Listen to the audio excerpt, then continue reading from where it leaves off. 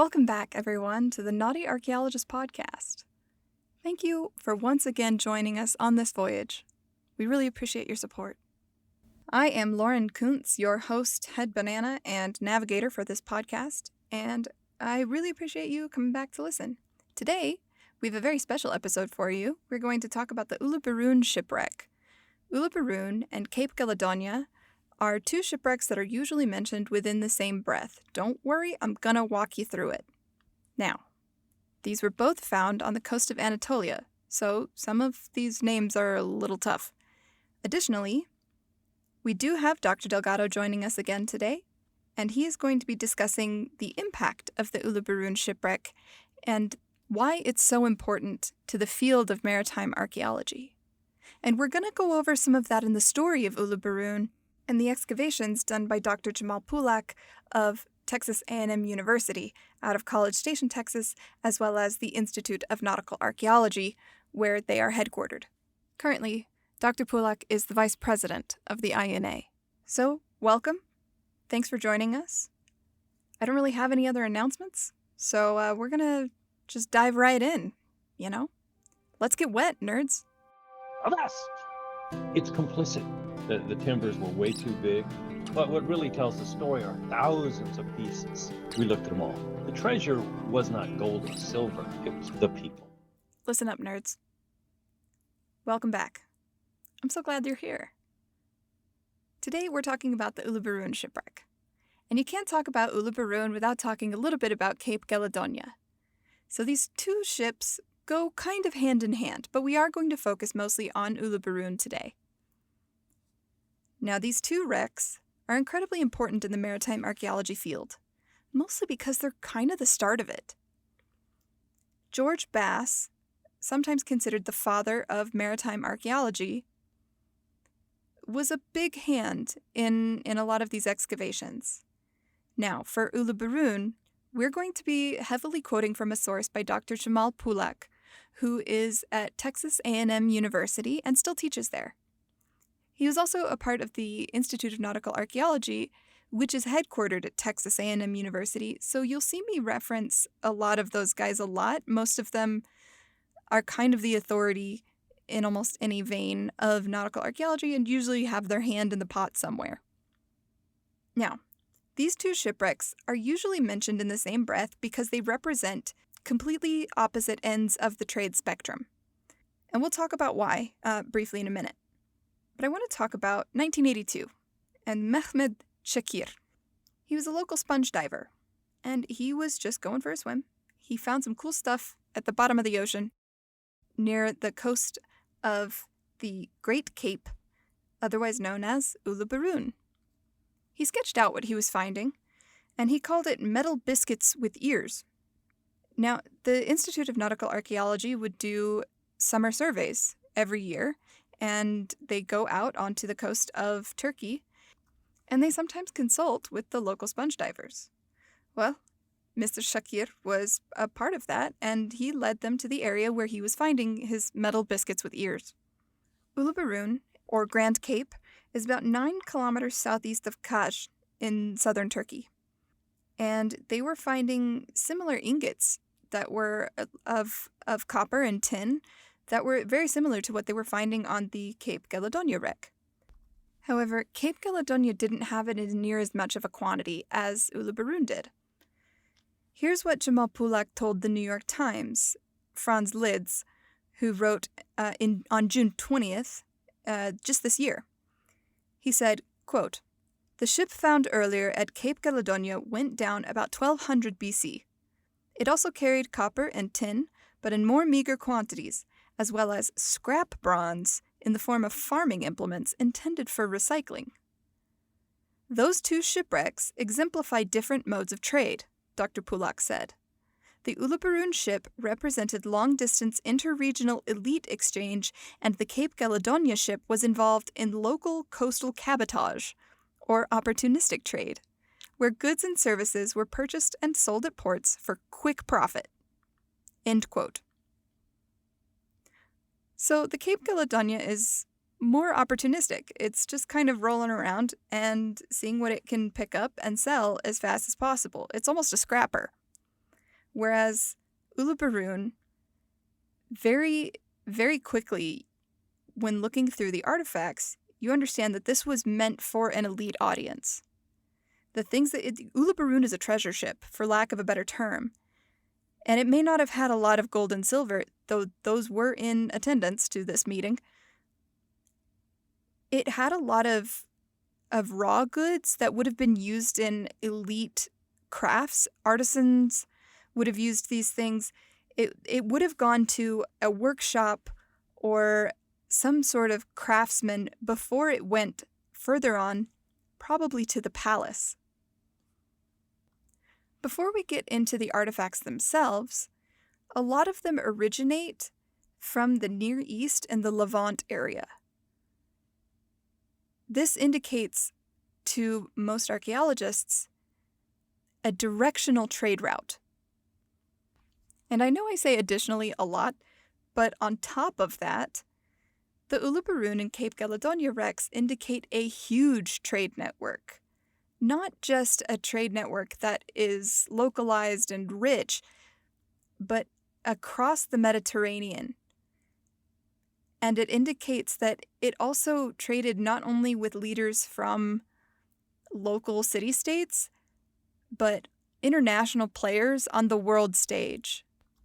And in no particular chronological order, you're looking at people like Amenhotep III and Tutankhamun and King Tutmos and Shupiluluima, all the way up from Shupiluluima I to Shupiluluima II. He's got a fun name.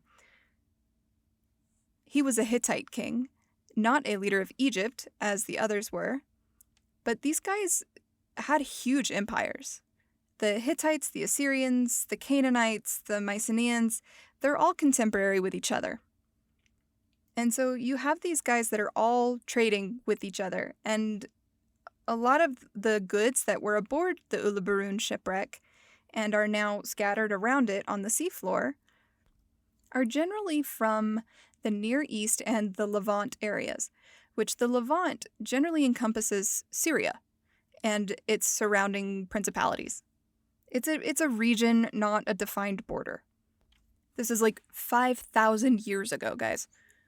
Okay, it's not that many, but it's, 3,000? We're still doing pretty good on the timeline. Modern borders do not exist.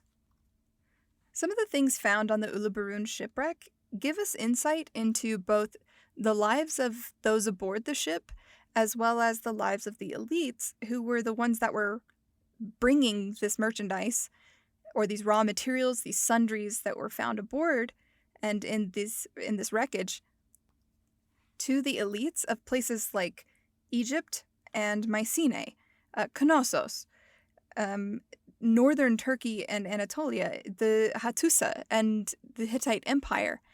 And so these were going around in this counterclockwise motion. And so they were starting probably around Ugarit, which is in northern Syria, southern Turkey, kind of on that border, and then moving north in a counterclockwise direction, hugging the coast of Turkey, going through the Aegean Sea, around Mycenae and Knossos, and down toward Egypt, where it completed the circuit back near Ugarit. Now, whether it started at Ugarit or not, no one really knows. It's really difficult to say. However, there are some stone anchors that are aboard the Uluburun wreck. There were 24 stone anchors. And these stone anchors were cut out of a beach stone that is often found on that Levantine coast. The ancient city of Ugarit is an ancient port city in northern Syria, about 10 kilometers north of modern Latakia. So let's get to the goods. That's why we're all here, right? We want treasure. Just kidding. The treasure is people, guys. Get it through your heads. We talk about this all the time. But also, the treasures tell us about the people, so I'm kind of right. One of the main sources that I used for this episode is actually an article by Dr. Jamal Pulak for the Metropolitan Museum of Art. And it's part of a larger write-up for Bronze Age art that the Metropolitan did However, his chapter is particularly specific to Uluburun, and he talks about the things that were found. And quote, "The primary freight excavated from the wreck consists of about 10 tons of Cypriot copper in the form of 354 rectangular slab ingots, each with an average weight of about 24 kilograms." End quote. For my Americans, that's 52 pounds each. Now, if we're doing American maths, same thing. If you multiply 52 times that 354, you get 18,408 pounds of copper. That's almost 8,500 kilograms for our normal international folks. That's right, I said it and I meant it. There are also fragments of other ingots that were found, but for the most part, much of the copper ingots were in the typical oxhide shape. According to Dr. Pulak, it's 317 of them, with a protrusion on each side of the four corners. But some of them, 31, while of similar form, have only two protrusions, both on the same long side, and they are specific to the Uluburun wreckage. Lead isotope analysis indicates that these copper ingots originally came from Cyprus, specifically. A lot of the ingots actually slid down the slope. It is almost at a perfect 40-degree angle, just pointing down. And so you can't really keep everything in place because it all slides downhill. But it is likely that because a lot of these still kept their general layout, that they were laid transversely across the hull, overlapping like roof shingles, is how Dr. Pulak describes it. And mostly it's to prevent slippage during transit. And they alternated their layers so that they would overlap. And then the bottom layers were placed on the brushwood and branches, also known as dunnage, and so it doesn't dent and scratch up all of the hull timbers. Now, of course, in addition to copper, there was tin that was put on board. That's why they call it the Bronze Age, because in order to make bronze, you mix copper and tin in a 10-to-1 ratio. Here's an interesting tidbit. Quote, "Some of the tin on the wreck had, through a complex change in its crystalline structure, converted to another, non-metallic phase of tin with the consistency of toothpaste, which disintegrated during excavation." End quote. Now, of course, we're not going to get into why the Bronze Age collapsed, but there are some theories as to why. And the Bronze Age officially is from about 2000 BC to about 700 BC. And there's a series of dominoes kind of in the middle there around 1177 that lead to a collapse of civilization around that time. As for the Uluburun shipwreck and the Cape Caledonia wrecks, Uluburun has been dated to about the 14th century BC, and Cape Caledonia to the 12th century BC, so about 200 years apart from each other. Uluburun is a little bit older. And the 14th century is considered kind of a high period for arts and elite gifting and cultural aspects of the time frame. Now, for a ship that has been trading at the peak of the cultural apogee of the Bronze Age, this ship is a great example of what all of that meant. And in addition to this copper and tin ingot cache, it also had a lot of really representative pieces of what elites would have gifted to each other in a trade relationship. Now, everyone hates the Christmas phenomenon of what happens when one of your obscure family members gets you a gift. Then you have to get them a gift, and then they feel bad, and then they have to top it, and then they have to get you another gift. And so then you feel even worse because they got you another one. So what does that mean? So now you have to give them an even bigger gift, and the problems just keep stacking, and then it turns into a Hallmark or a Comedy Central movie that's actually not very good. Well, that's kind of just how trade existed in the Bronze Age. It was reciprocal. And generally, people of similar social standing, whether elite or, merchant class or whatever, they each would trade with each other. And that was simply how the expectation happened. And so you get these folks who are coming from distant lands, and they better have a gift or they are not getting what they want. Whether what they want is a marriage alliance or what they want is assistance and backup in a war that they're fighting on the other side of their country, gifts kept the world running. So you better be a good gifter.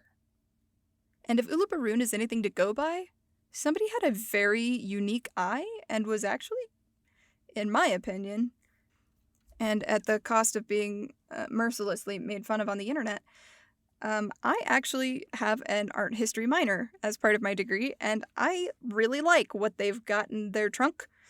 So let's talk about it.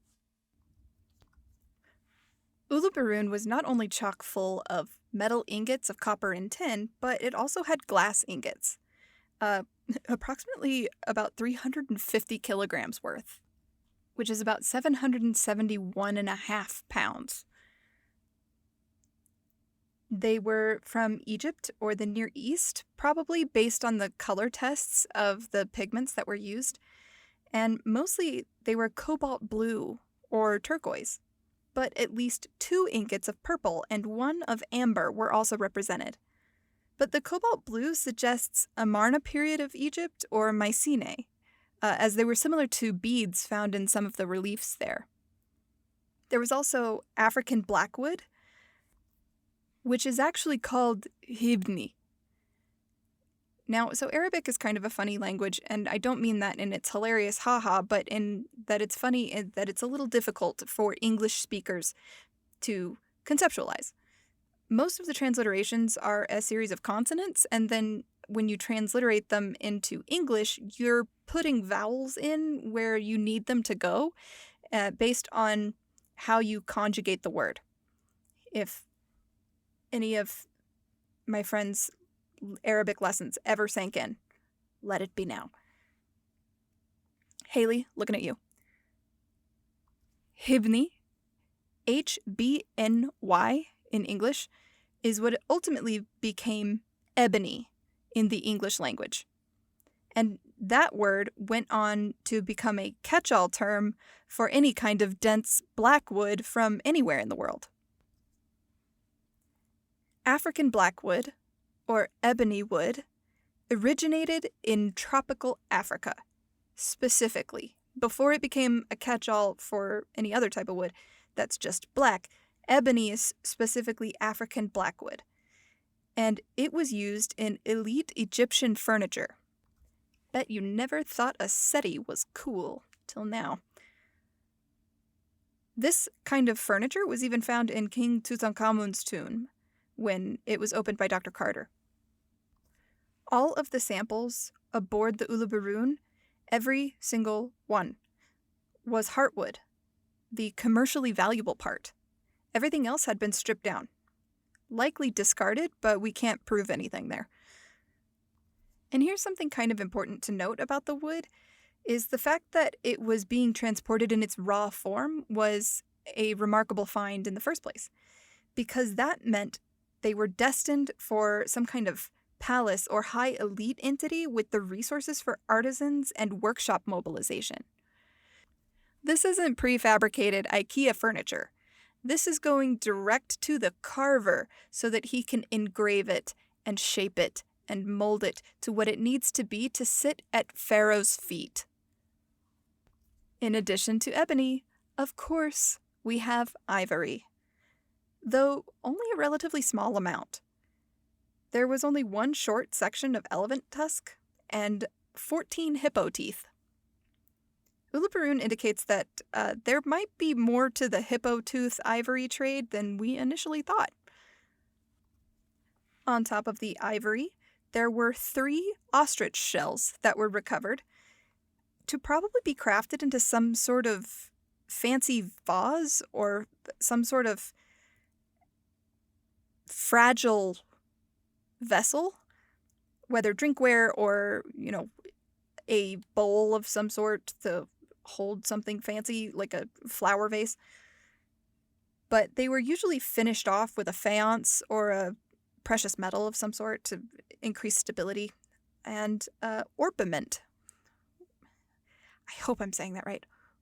I think it's orpiment, unless somebody French came up with it and it's orpiment.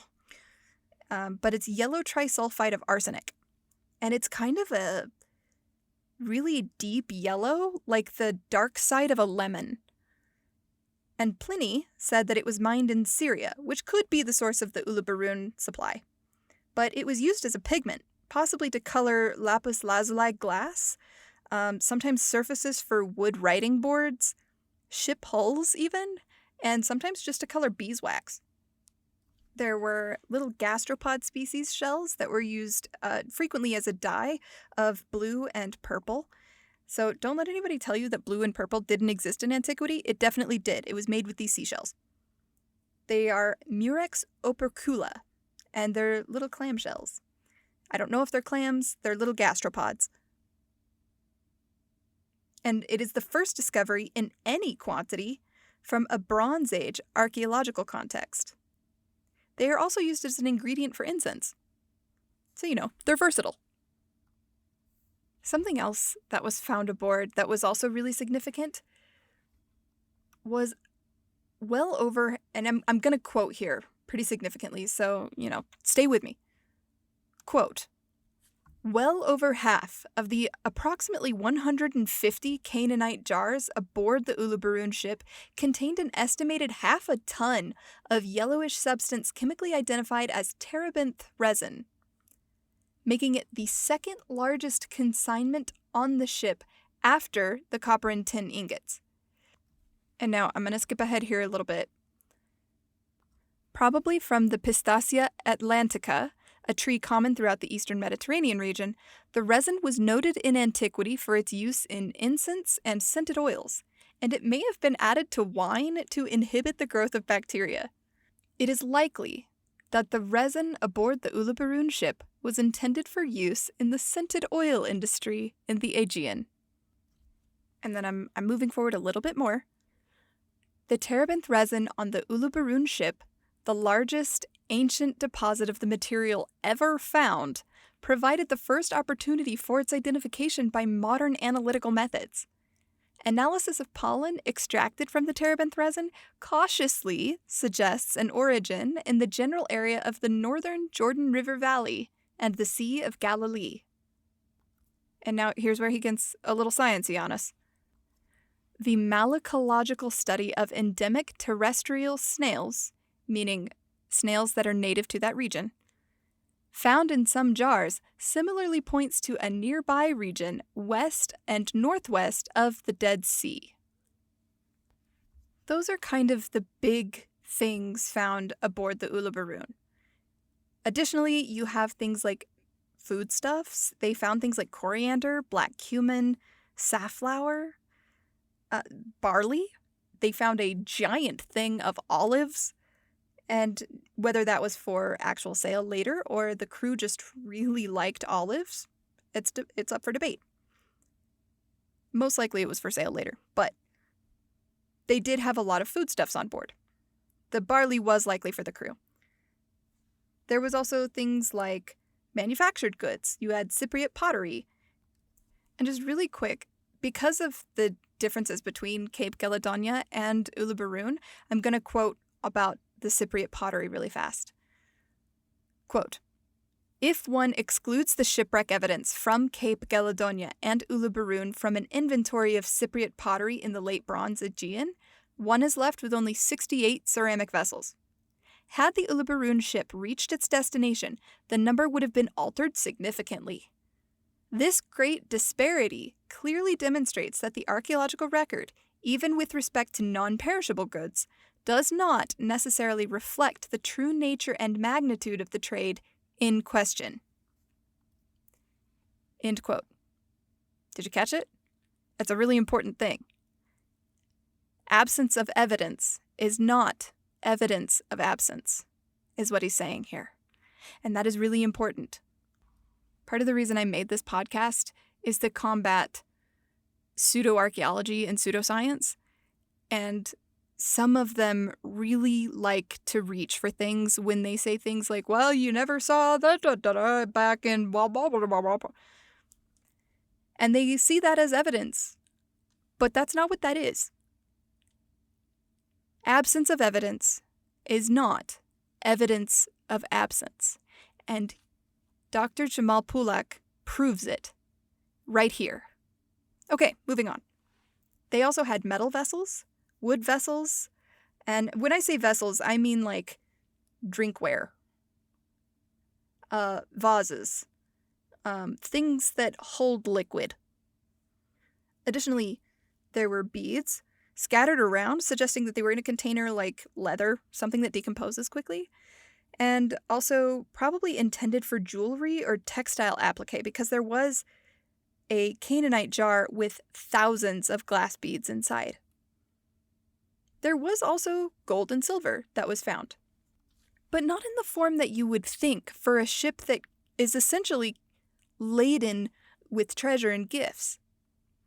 Gold and silver on this ship was essentially bric-a-brac. Spare rings and a gold chalice, things that were probably for ritualistic use or personal use. Something Dr. Pulak remarks on was the poor gold quality. Some of them had copper cores. It wasn't pure gold. They had scrap silver pieces and probably used these as some kind of bullion for trade.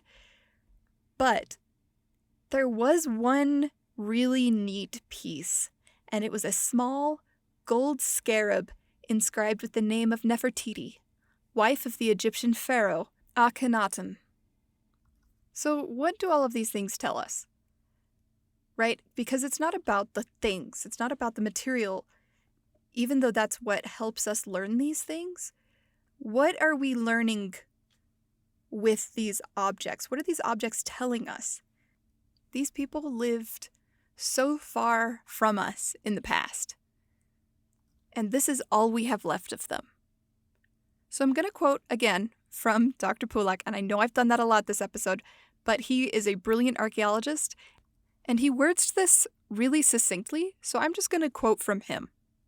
Quote, "Some of the manufactured goods have been identified as personal possessions of those on board, and give an indication of how many people were there on the ship and where they might have come from.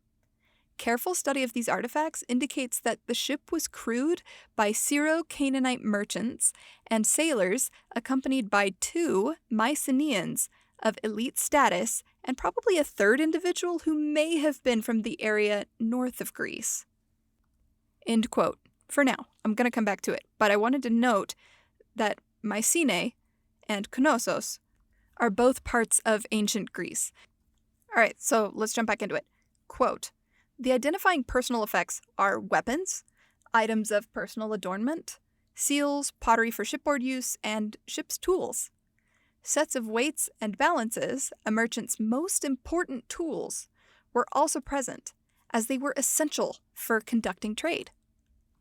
Analysis of the balance weights shows that 3 or 4 merchants were aboard, each of whom must have carried a pair of personal sets of weights.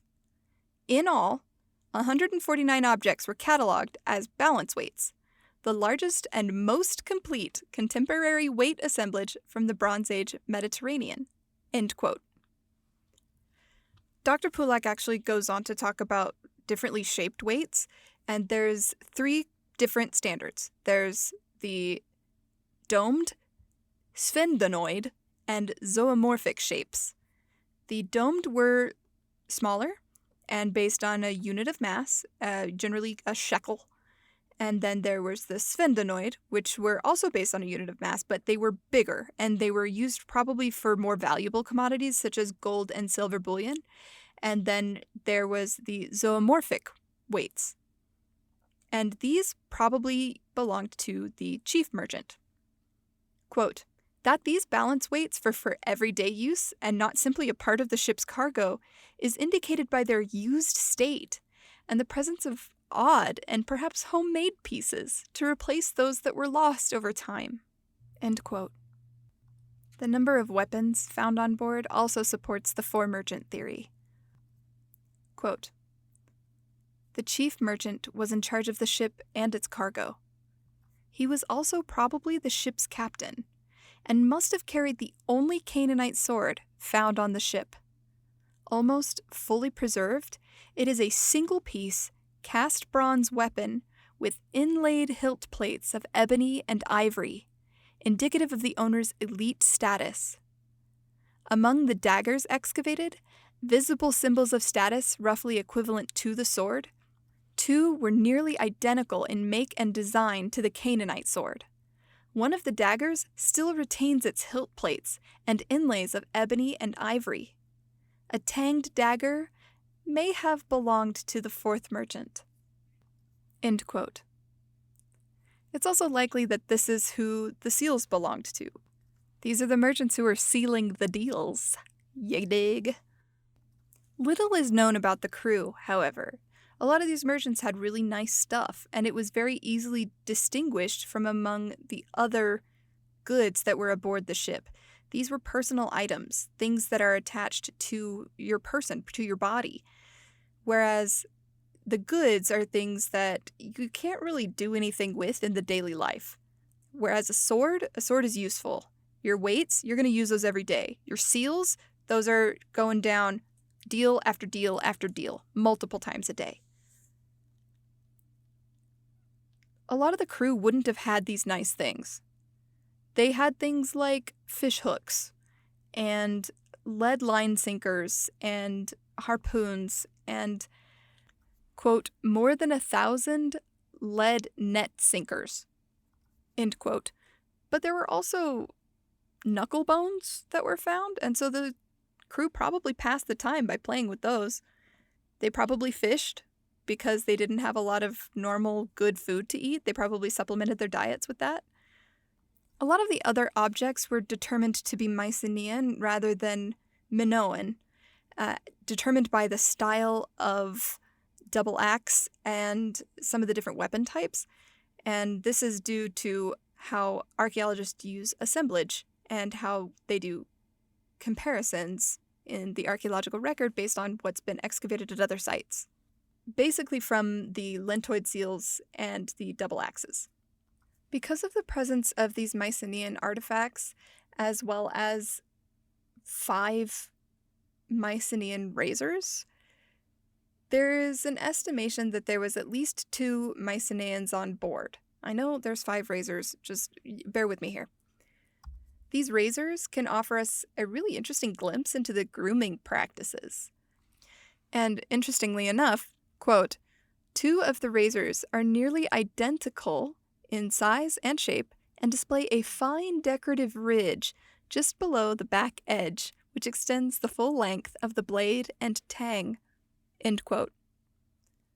These guys had custom razors, no weight sets, no balances, and their weaponry seems to suggest that they were probably elites. Now, when archaeologists say quote-unquote elites, it doesn't necessarily mean they are elitist or they are better than anyone else. It just means they have high status. I hope that's coming through. It just means they were rich and probably somewhat important. Sometimes swords are evidence of a military rank or, an object of prestige. And so it's possible that they were warriors, but more likely they were either ambassadors who knew how to fight somehow, or possibly palace staff acting as an emissary, the messengers mentioned in ancient texts. It's hard to say, but they did have some sort of status. In addition to the Mycenaeans and the merchants, there is another more shadowy figure. Quote, "possibly hailing from a region north of the Greek mainland, and may have served as an elite mercenary in the service of the Mycenaeans, or as another messenger. Piracy on the high seas would undoubtedly have posed a threat for a high-profile mission like the one represented by the Uluburun ship. The shipment of valuable goods was a risky undertaking, and certain Amarna letters refer to a messenger merchant killed by bandits. These well-armed individuals, along with the armed Canaanite merchants and crew, would have served as a deterrent for looters and rogue seafarers. What does this mean for archaeology? What does this mean for how the discipline developed? Right, so we're going to move into a little bit more of an overarching discussion, and we're going to bring in Dr. Delgado to talk about that. Jim was elected president of the Institute of Nautical Archaeology in 2008, and although the main excavations at Uluburun ended in about 1994, Jamal Pulak has been working with the Institute of Nautical Archaeology. He's actually currently their vice president. But even though excavations may have ended, work doesn't necessarily.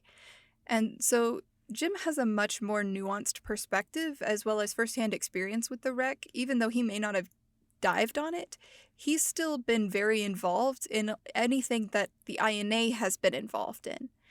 So we're going to turn it back over to Jim and get him in the water here.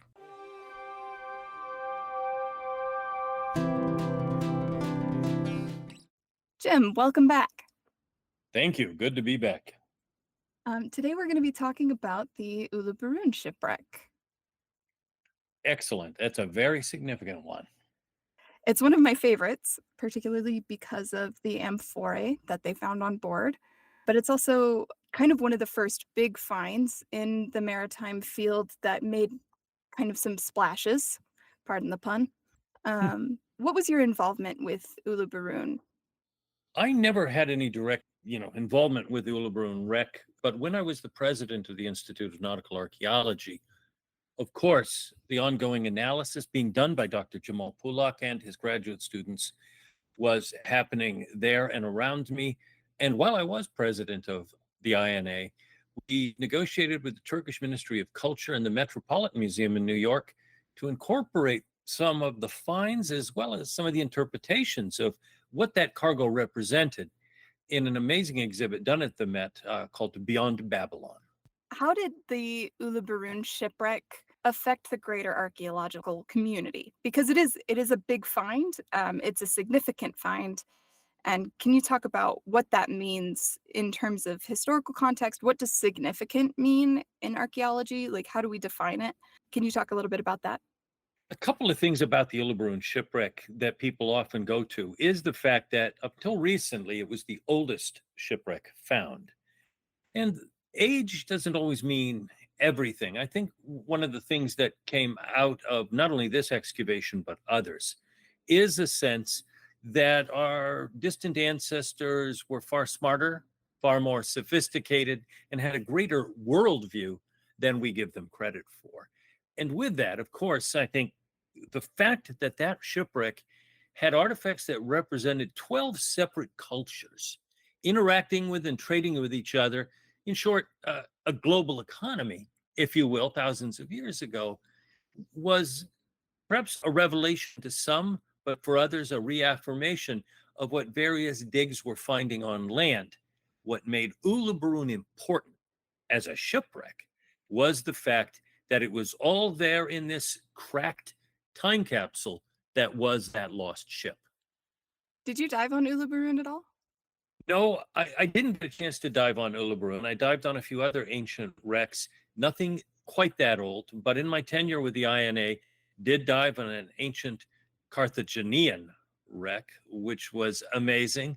And before that, a Punic wreck from before the age of Carthage. And so, yeah, both fascinating sites from great antiquity and their own unique dives. But no, I mean, other than that, the oldest thing I dived on before that had been Roman wrecks. That's modern. Right.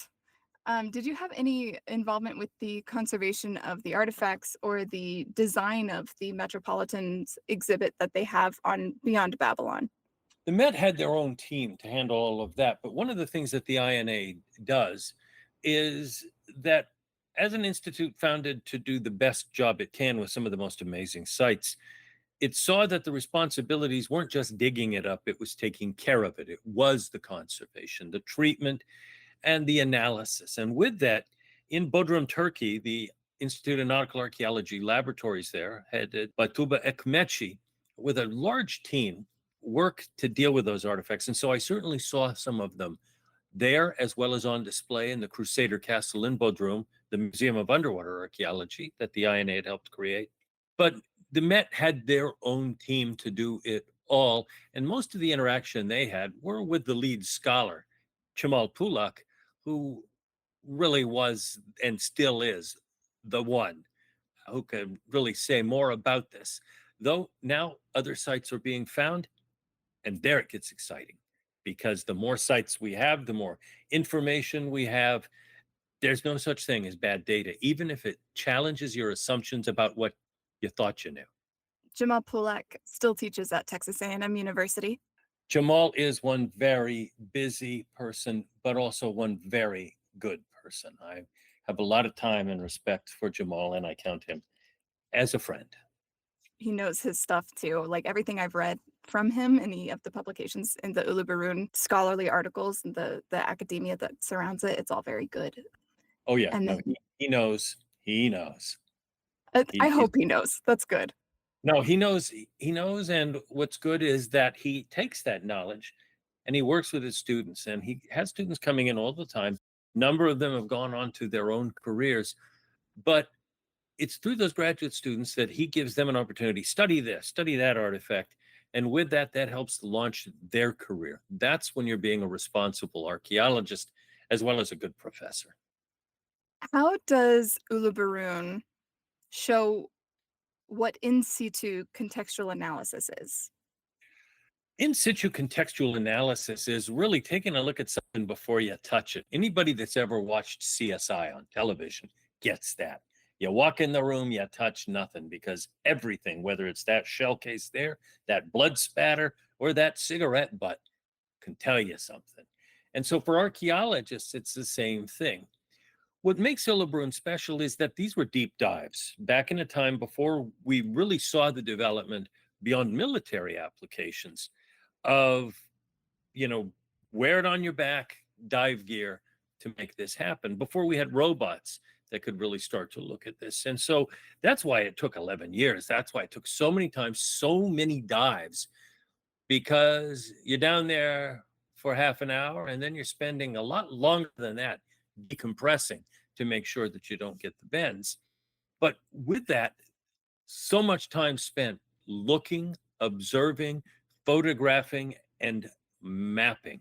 And so for a number of those initial seasons, nothing came up because ultimately you needed to be able to go back and look at it just as it had been found. And hey, that happens in land archaeology all the time. One of the most important things we have in the archaeological archives are those original photographs taken when they opened Tut's tomb. Because context changes, right? If it's found in somewhere, let's say a bed versus a fireplace, right? So if it's found next to a bed, like a doll, for example, if a doll is found next to a bed, it could change the meaning of if the doll was found in the fireplace. Exactly. Context is everything. But with that, sometimes what I think we're beginning to see is that we take that contextual view. You also take what you've learned in just physically inspecting it and documenting it. And now, as laboratory techniques have expanded and grown, I mean, again, with Uluburun, you're looking at traces of perfumes. You're looking at the very origins of the metal, the ores that have been processed to make those ingots. You're Nowadays, we can even look at the DNA of an ancient elephant whose tusk is found on a 1,000-year-old shipwreck.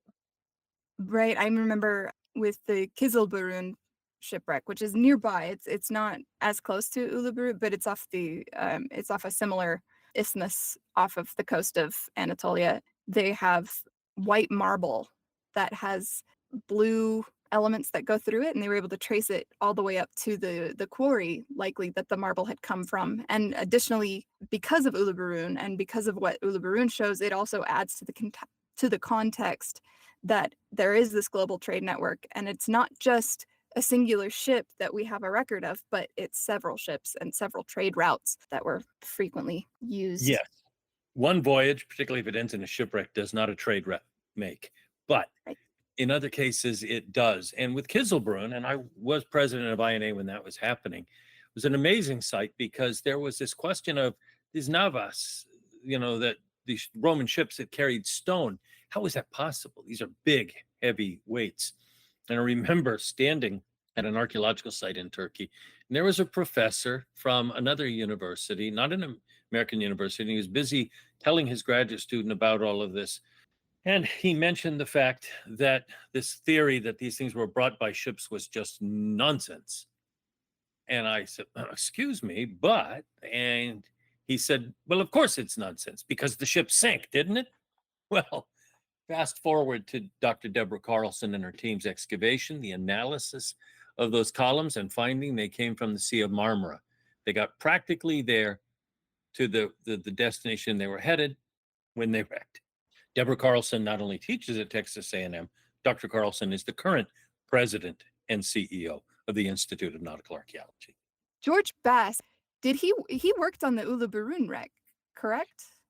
George Bass was, as the archaeologist who had founded the Institute of Nautical Archaeology with friends, as well as the creating of that program in nautical archaeology at Texas A&M, had been the one who'd started all of that work. But he quickly turned that over to Jamal Pulak, who assumed that role and did a tremendous job as the principal investigator. But George, of course, had led a number of other projects, including that very important work at the Geladonia shipwreck at that stage, the then known to be oldest wreck with these hawk's hide shaped copper ingots. Jamal was, I think neither Jamal or I were anything, we certainly weren't in diapers, but we were young guys, very young guys. That's when Geladonia was happening. The excavation of Uluburun took place, I believe, from 1984 to 1994. Yeah. The date of the And wreck was late Bronze Age, circa 1320, more or less 15 years BC. yes, and with that, at that stage, the oldest. Now there's a site off the coast that the Turks are excavating that's just a little bit older. How did Uluburun change maritime archaeology? Uluburun changed underwater archaeology in terms of not only the age and what was being learned from it, but also the development of the techniques, that type of deeper saturation diving, the creation of the underwater telephone booth so you could talk back and forth. In other words, the technology was nothing like what we have now. And just the same, they were finding solutions to make it happen and to do this work. The other thing is that other people, less, shall we say, patient people, might have rushed it. And so there's always been a sense of, well, that took a long time. But that's because, with the limitations of the human body at depth, with the limitations of the technology, they really did an exceptional job. Jim, thanks for joining us this week. We're really excited to talk to you again sometime. Thank you.